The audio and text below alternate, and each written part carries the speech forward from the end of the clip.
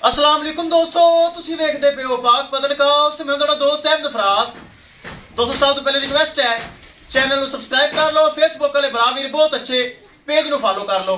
ਕਿਸੇ ਭਰਾ ਵੀਰ ਨੂੰ ਅੱਛੀ ਨਸਲ ਦੀ ਗਾय ਚਾਹੀਦੀ ਹੋਵੇ ਮਾਸ਼ਾਅੱਲਾ अच्छे जानवर अपने को मौजूद होंगे हैं, राबता करके परचेज कर सकता है। राबता नंबर 0300 87 54 743 व्हाट्सएप नंबर यही है जी, तो लोकल नंबर यही है।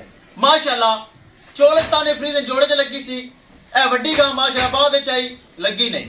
ये जोड़ा माशाअल्लाह एक होर जोड़ा माशाअल्लाह बहुत मेरा प्यारा मेरा भाई सैयद आले फैसलाबाद तो पहले ही आंदा है आगा मुर्तजा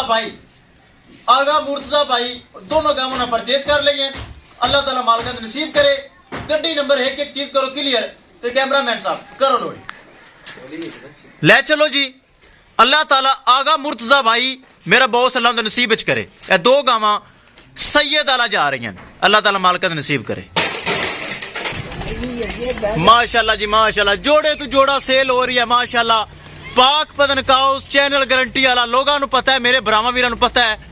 ऑनलाइन ट्रांजैक्शन आ रही हैं और जानवर माशाअल्लाह भरावां दे घरे अमानता जा रही हैं माशाअल्लाह जी माशाअल्लाह। चेक करो खूबसूरत दो गावां सैयद आला फैसलाबाद दे नाल उत्थे जा रही हैं।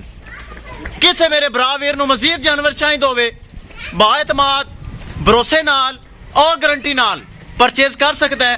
जानवर माशाअल्लाह बहुत अच्छे अच्छे अपने कोल ओरिजिनल नस्ल वाले जानवर मौजूद होंगे। ले चलो लो जी माशाअल्लाह जोड़ा माशाअल्लाह मेरे भरावां वीरां दी नजर इच है। ए जोड़ा जा रही है जी, कर दो आफा जी लोड।